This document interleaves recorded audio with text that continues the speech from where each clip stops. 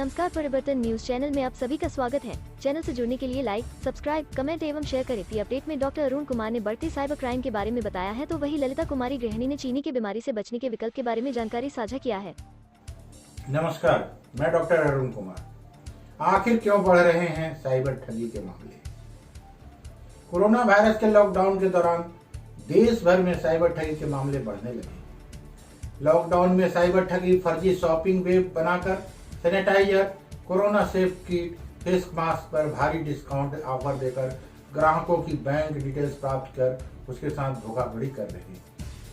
Cyber ठगी की घटनाओं को देखते हुए एवं लोगों को बचाव को ध्यान में रखकर अनेक राज्यों की पुलिस ने एडवाइजरी जारी की है।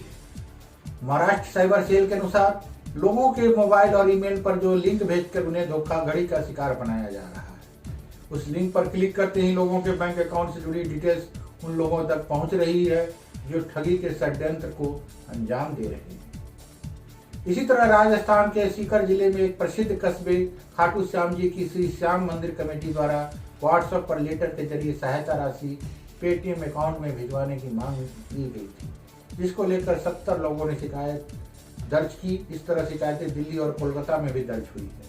अकेले राजस्थान में 200 से अधिक ठगी की शिकायतें से जुड़े मामले दर्ज किए जा चुके हैं, जिसमें पीएम केयर के नाम पर 2.39 करोड़ रुपए और एक समान मासिक किस्त माफी के नाम पर 7 करोड़ रुपए का धोखा हुआ है। साइबर ठग अपनी आवाज और नाम बदलकर खाता धारकों को बैंक बंद होने एवं एटीएम कार्ड ब्लॉक हो जाने का झांसा देकर उनकी गोपनीय जानकारी चेंज कर साइबर क्राइम को आसानी से अंजाम दे रहे हैं।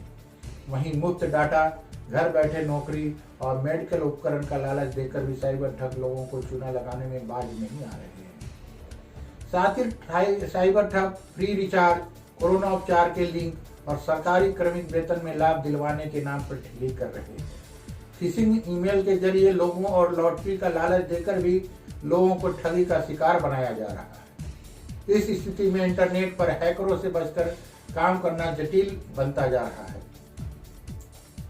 दरअसल साइबर ठगों को बहलाने, फुसलाने, डराने और ललचाने से न केवल अनपढ़ बल्कि कमोबेश पढ़े लिखे भी इसके जाल में स्वयं को सुरक्षित नहीं कर पा रहे हैं।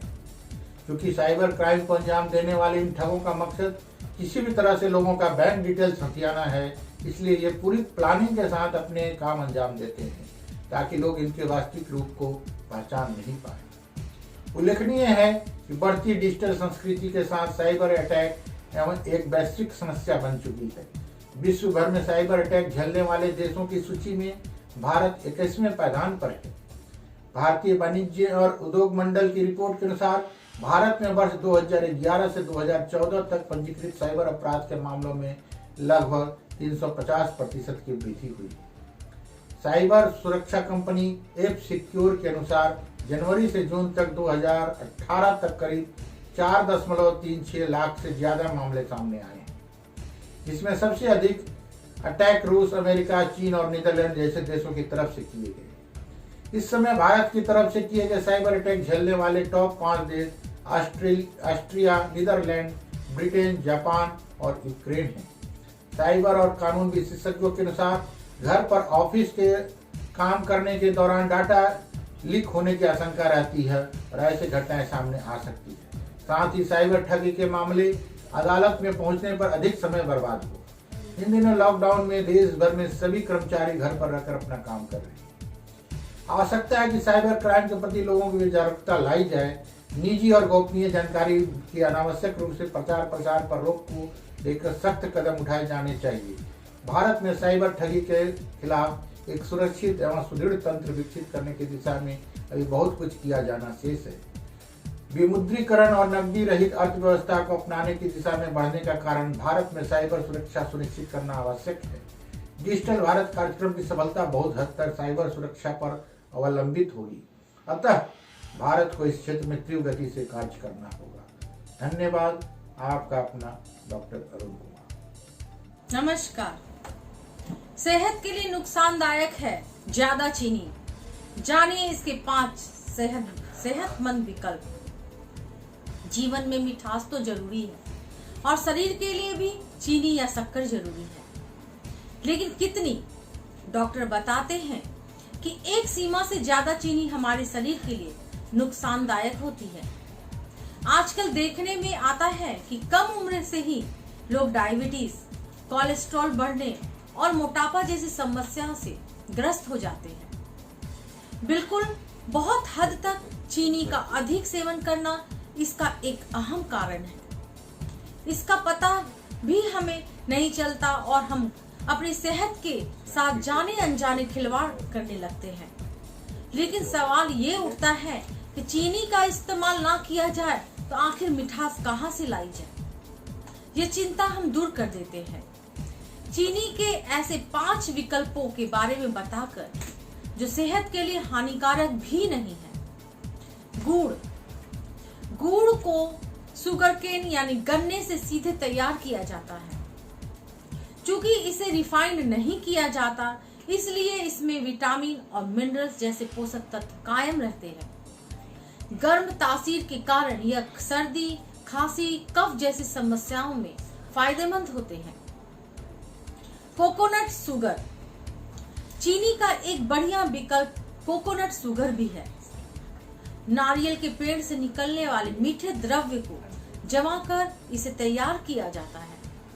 इसमें चीनी के बराबर ही कैलोरी होती है, लेकिन ग्लाइसेमिक इंडेक्स चीनी के वनस्पत कम होती है। हमारा शरीर इसे आसानी से पचा सकता है। देसी खान पान में मिठास लाने के लिए सेहतमंद विकल्प है। यह केवल मिठास ही नहीं देता, बल्कि पोषक तत्वों से भी भरपूर होता है। इसमें मिनरल और कैल्शियम पाए जाते हैं। इन्हें रिफाइंड नहीं किए जाने के कारण यह नुकसान नहीं करते।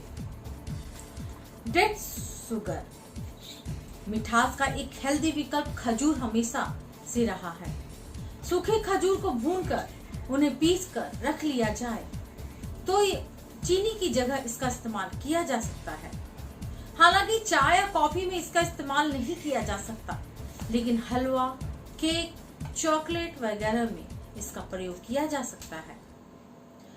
रॉ हनी, बाजार में शुद्ध से शुद्ध का दावा करने वाली शहद उपलब्ध है।